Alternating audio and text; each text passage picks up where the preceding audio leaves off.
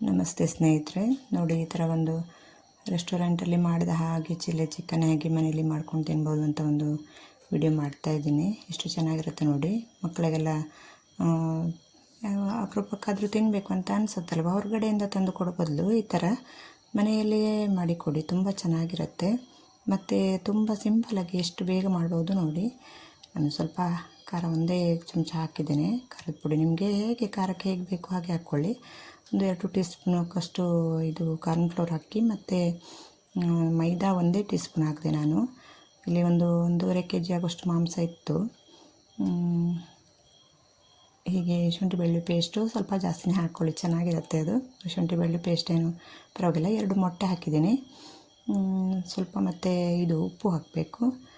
ಇದು ಸ್ವಲ್ಪ ಕಲಸಿ ಆಮೇಲೆ ಹಾಕಿದೆ. ಫಸ್ಟು ಸ್ವಲ್ಪ ಮತ್ತೊಯ್ತು. ಮತ್ತು ಸ್ವಲ್ಪ ಅರಿಶಿನ ಪುಡಿ ಬೇಕಾದರೆ ಹಾಕ್ಕೊಳ್ಬೇಕು, ಕೆಲವರು ಹಾಕ್ಕೊಳ್ಳಲ್ಲ. ಆದರೆ ನಾವು ನಾನ್ ವೆಜ್ಗೆ ಜಾಸ್ತಿ ಅರಿಶಿನ ಪುಡಿ ಹಾಕ್ತೀವಿ.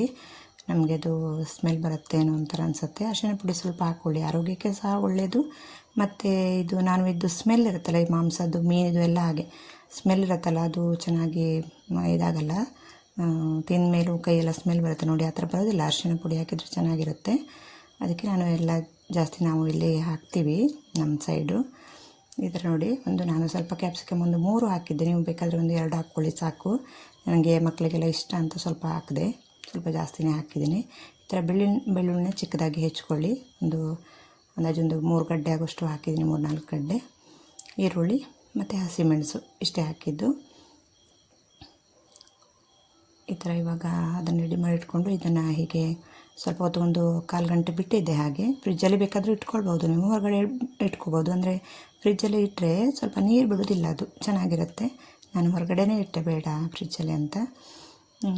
ಇವಾಗ ಇದನ್ನು ಒಂದು ಸಾರಿ ಮಾಡಿಕೊಂಡು ಆಮೇಲೆ 2ನೇ ಸಾರಿ ಮಾಡುವಾಗ ಆ ಕಡೆ ಇದು ಮಾಡ್ಕೊಳ್ಬೋದು. ಒಂದು ಸ್ವಲ್ಪ ಹೆಚ್ಚಿ ಎಲ್ಲ ರೆಡಿ ಮಾಡಿ ಇಟ್ಕೊಂಡ್ರೆ ಏನಂದರೆ ಈ ಕ್ಯಾಪ್ಸಿಕಮ್ ಎಲ್ಲ. ಮತ್ತು ಇದು 1 ಚಮಚ ಆಗೋಷ್ಟು ನಾನು 2 ಚಮಚ ಹಾಕಿದ್ದೆ. ಯಾವುದು ಸ್ವಲ್ಪ ಜಾಸ್ತಿ ಇತ್ತಲ್ಲ, ಹಾಗಾಗಿ ಸ್ವಲ್ಪ ನೀರು ಹಾಕಿ ಹೀಗೆ ಮಿಕ್ಸ್ ಮಾಡಿ, ಕಾರ್ನ್ಫ್ಲೋರ್ನ ಹೀಗೆ ಮಿಕ್ಸ್ ಮಾಡಿ ಇಟ್ಕೊಳ್ಳಿ. ಆಮೇಲೆ ಬೇಕಾಗುತ್ತೆ ಇದು ಮೇಯ್ನು. ಇದನ್ನು ಸ್ಕಿಪ್ ಮಾಡಿದರೆ ಆಗೋದಿಲ್ಲ. ಬೇರೆ ಯಾವುದಾದ್ರೂ ಸ್ವಲ್ಪ ಸ್ಕಿಪ್ ಮಾಡಿದರೆ ನಡಿಬೋದು, ಆದರೆ ಇದು ಬೇಕೇ ಬೇಕು.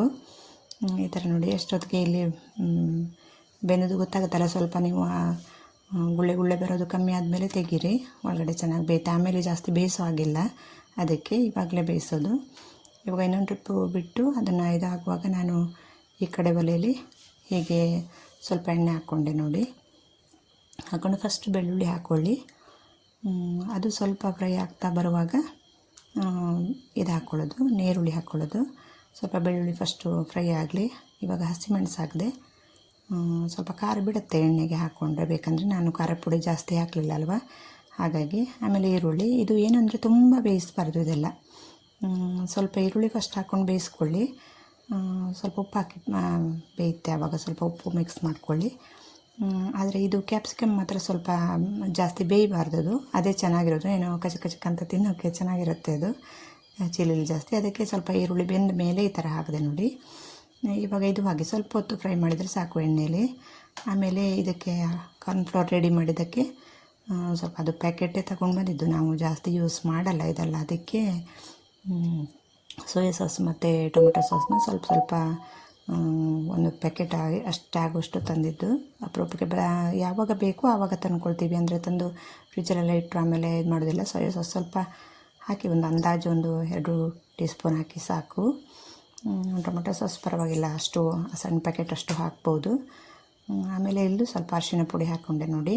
ಇದನ್ನು ಹಾಕಿ ಮಿಕ್ಸ್ ಮಾಡಿದ್ದು ಹಾಕಿ ಕಾರ್ನ್ಫ್ಲೋರು ಎಲ್ಲ ಮಿಕ್ಸ್ ಮಾಡಿದ್ದಲ್ಲ, ಅದೆಲ್ಲ ಹಾಕಿದ ಮೇಲೆ ಸ್ವಲ್ಪ ಅರಿಶಿನ ಪುಡಿ ಹಾಕಿ ಮಿಕ್ಸ್ ಮಾಡಿ ಇವಾಗ ಇದನ್ನ ಹಾಕ್ಬಿಡೋದು ನೋಡಿ. ಇದು ಹೆಚ್ಚು ಹೊತ್ತು ಬಿಡೋ ಹಾಗಿಲ್ಲ, ಚೆನ್ನಾಗಿರುತ್ತೆ ನೋಡಿ. ಎಷ್ಟು ಬೇಗ ಆಯಿತು ಅಲ್ವಾ. ಮಕ್ಕಳು ಸಹ ತುಂಬ ಇಷ್ಟಪಟ್ಟು ತಿಂತಾರೆ ಇದನ್ನು. ಮಕ್ಕಳಿಗೆ ದೊಡ್ಡವ್ರಿಗೆ ಎಲ್ರಿಗೂ ಇಷ್ಟ ಆಗುತ್ತೆ ಇದು. ಸೇಮ್ ರೆಸ್ಟೋರೆಂಟಲ್ಲಿ ಮಾಡಿದ ಹಾಗೆ ಆಗುತ್ತೆ. ಆಮೇಲೆ ಆರೋಗ್ಯಕ್ಕೆ ಸಹ ನೋಡಿ. ಹೊರಗಡೆಯಿಂದ ಅಂದ್ಕೊಳ್ಳೋದು ನಾವು, ಅಂದರೆ ಎಣ್ಣೆ ಎಲ್ಲ ನಾವು ಮನೆಯಲ್ಲೇ ಕರಿಯೋಕ್ಕೆ ನಾವು ಫ್ರೆಶ್ಶಾಗಿ ಉಪಯೋಗಿಸ್ತೀವಲ್ವ, ಪದೇ ಅದನ್ನೇ ಹಾಕಬಾರ್ದಲ್ವ. ಹಾಗಾಗಿ ಅದೆಲ್ಲ ಮನೆಯಲ್ಲೇ ಮಾಡಿ ತಿಂದರೆ ಅದೆಲ್ಲ ಪ್ಲಸ್ ನೋಡಿ ಆರೋಗ್ಯಕ್ಕೆ.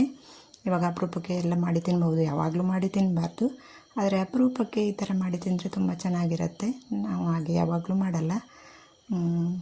ಇದೆಲ್ಲ ಹಾಕಿ ಸಾಸೆಲ್ಲ ಹಾಕಿಲ್ಲ ಅಂದರೆ ಅದು ಚೆನ್ನಾಗಿರಲ್ಲ, ಹೊರಗಡೆ ಥರ ಆಗಲ್ಲ. ಹಾಗಾಗಿ ಹಾಕಿದ್ದು. ಸಾಸು ಆರೋಗ್ಯಕ್ಕೆ ಒಳ್ಳೆಯದಲ್ಲ ಅಂತಾರೆ, ಸೋಯಾ ಸಾಸು. ಆದರೆ ಅದು ಟೇಸ್ಟ್ ಹೊರಗಡೆ ಥರ ಬರಲ್ಲ. ಅಪರೂಪಕ್ಕೆ ತಿಂದರೆ ಏನಾಗೋದಿಲ್ಲ ಬಿಡಿ. ಈ ಥರ ನಾನು ಮಕ್ಕಳಿಗೆಲ್ಲ, ದೊಡ್ಡವರಿಗೆ ಮಕ್ಕಳಿಗೆ ಅಂತ ಎಲ್ಲ ಮಕ್ಕಳಿಗೆ ಇಷ್ಟ ಆಗುತ್ತೆ ಜಾಸ್ತಿ, ದೊಡ್ಡವ್ರಿಗಿಂತ ಈ ಥರ ಮಾಡಿ ಕೊಡ್ತೀನಿ. ನೀವು ಒಮ್ಮೆ ಟ್ರೈ ಮಾಡಿ. ನನ್ನ ಚಾನಲ್ ಸಬ್ಸ್ಕ್ರೈಬ್ ಮಾಡ್ಕೊಳ್ದೆ ನೋಡ್ತಾ ಇದ್ದರೆ ಸಬ್ಸ್ಕ್ರೈಬ್ ಮಾಡ್ಕೊಂಡು ನೋಡಿ, ಲೈಕ್ ಮಾಡಿ, ಶೇರ್ ಮಾಡಿ. ಧನ್ಯವಾದಗಳು ಇಷ್ಟೊತ್ತು ವಿಡಿಯೋ ನೋಡಿದ್ದಕ್ಕೆ.